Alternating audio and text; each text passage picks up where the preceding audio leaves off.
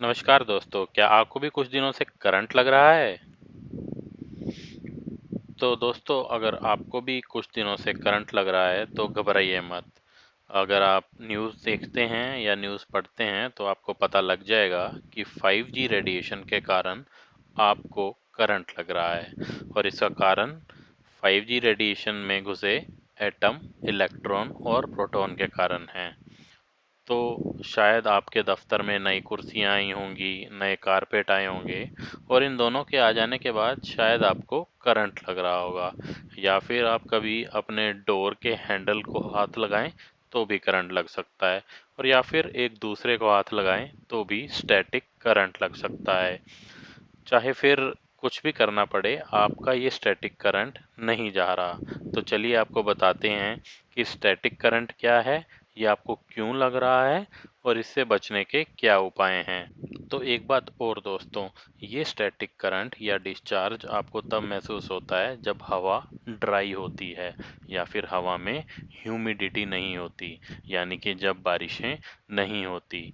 ये मेनली आपको सर्दियों में महसूस होता है, लेकिन आपको अगर ये गर्मियों में भी महसूस हो रहा है तो इसका कारण हवा का ड्राइनेस भी हो सकता है। और इससे बचने का उपाय क्या है? इससे बचने का उपाय यही है कि आप बार बार जमीन को नंगे पैर छूते रहें, जिससे कि डिस्चार्ज होता रहे और आप किसी को छुएं तो तब आपको डिस्चार्ज या करंट ना लगे। और जब आप डोर के हैंडल को छुएं तब भी आपको करंट ना लगे। आगे बढ़ने से पहले मैं आपको बताना चाहूँगा कि इलेक्ट्रॉन का ऊपर नीचे होना 5G टेक्नोलॉजी के कारण ही हो रहा है और सरकारें और टेलीकॉम कंपनियां आपको इसके बारे में नहीं बता रही हैं। अगर आप नए हैं इस चैनल पर तो ज़रूर सब्सक्राइब करें, इस वीडियो को लाइक करें और कमेंट करके ज़रूर बताएं कि आप कौन से इलाके में रहते हैं और आपको कितना स्टैटिक करंट लग रहा है। अगर आपको रोज़ स्टैटिक करंट लग रहा है तो जाकर एक बार बाहर ज़रूर देखिएगा कि आपके घर के बाहर किसी टेलीकॉम कंपनी का टावर है या नहीं। 5G रेडिएशन से आपको बहुत सी बीमारियां हो भी सकती हैं, इसीलिए आप हमें कमेंट करके अपना एरिया या इलाका ज़रूर बताएं। इस वीडियो के अगले चरण में मैं आपको बताऊंगा कि आपको स्टैटिक करंट क्यों लग रहा है और इलेक्ट्रॉन प्रोटॉन क्या होते हैं, सिंपल हिंदी भाषा में। तो दोस्तों, दुनिया में जितनी भी चीज़ें होती हैं, पत्थर से लेकर पेड़ तक और प्लास्टिक से लेकर आपके शरीर तक, सबकी बुनियाद में एटम है, हिंदी में अणु। और हर एटम में दो चीज़ें होती हैं, प्रोटॉन और इलेक्ट्रॉन। इन दोनों के पास बराबर चार्ज, बिजली वाला चार्ज समझ लो, होता है। प्रोटॉन के पास +1 और इलेक्ट्रॉन के पास -1। प्रोटॉन अच्छा बच्चा होता है, वो कभी अपने घर से बाहर नहीं जाता, इसके घर का नाम न्यूक्लियस होता है। इलेक्ट्रॉन इसी बच्चे का महाशैतान दोस्त है, बेहद चंचल। वो उसके घर यानी न्यूक्लियस के आसपास चक्कर मारता रहता है और अगर उसे मौका मिल जाए, माने उसे कोई और घर यानी न्यूक्लियस आजू बाजू मिल जाए, तो वो निकल लेता है। और जब वो निकल लेता है तो एटम में बिजली का बैलेंस बिगड़ जाता है, उसे चार्ज हो जाता है। कैसे? दोबारा बताता हूँ। एक इलेक्ट्रॉन यानी -1 और एक प्रोटॉन यानी +1, इन दोनों को जोड़ा जाए तो 0 आता है। अब ऐसे में एक इलेक्ट्रॉन अगर गायब हो जाता है तो पूरे मामले का चार्ज +1 हो जाता है। इस प्रकार जितने भी इलेक्ट्रॉन भागेंगे उतने ही +1 चार्ज बढ़ते जाएंगे। प्रोटॉन इतना सीधा होता है कि कहीं भागता नहीं है।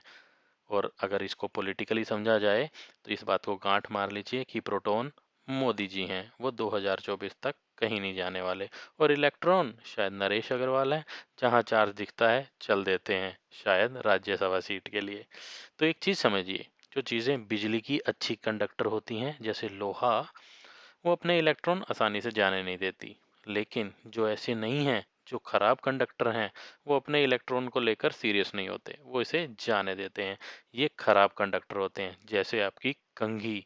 अगर आप अपनी कंघी को बालों में काफ़ी देर तक चला रहे हैं और अगर हवा में नमी नहीं है तो शायद वहाँ से भाग जाए। क्या कंडक्टर। एक और बात है, कंघी इसी बढ़े हुए पॉजिटिव चार्ज के साथ अनंत काल के लिए नहीं रहना चाहती है, इसीलिए वो पहली फुर्सत के साथ अपना चार्ज बराबर कर लेती है। और ऐसा करने का सबसे आसान तरीका होता है इसे जमीन से छुआ देना, यानी कि अर्थिंग कर देना। धरती किसी भी तरह का चार्ज ले सकती है, किसी भी मात्रा में, इसीलिए धरती को माँ कहते हैं। तो कुर्सी का या कंबल का या डोर नोब का, या जब आप तो एक दूसरे आपको को हाथ करंट लगाते हैं तो इसलिए उसका टेंशन लगता कैसे है बढ़ता कि है। जब आपको किसी स्टैटिक करंट चीज क्यों में लगता है। बढ़े हुए चार्ज को अर्थिंग करनी होती है या निकलना होता है, तो वो आपके थ्रू निकलता है। अब ये बढ़ा हुआ चार्ज आपके पास से निकलने के लिए बेकरार होता है, लेकिन वो तब तक आपके पास ही बना रहता है जब तक आप कुर्सी पर बैठे रहते हैं या आप किसी चीज़ को छुए रहते हैं।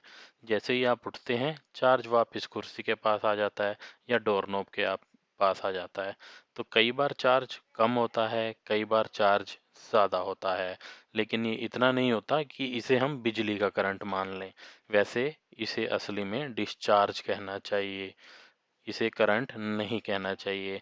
और जैसा मैंने पहले कहा, सिर्फ इसका एक ही उपाय है कि समय समय पर अपने पैर जमीन से छूते रहें, तो चार्ज बिल्ड नहीं होगा, क्योंकि वो थोड़ी थोड़ी मात्रा में धरती माँ में समाता रहेगा। थोड़ी और डिटेल जानने के लिए आप अपने घर में किसी से भी अर्थिंग के बारे में पूछ सकते हैं।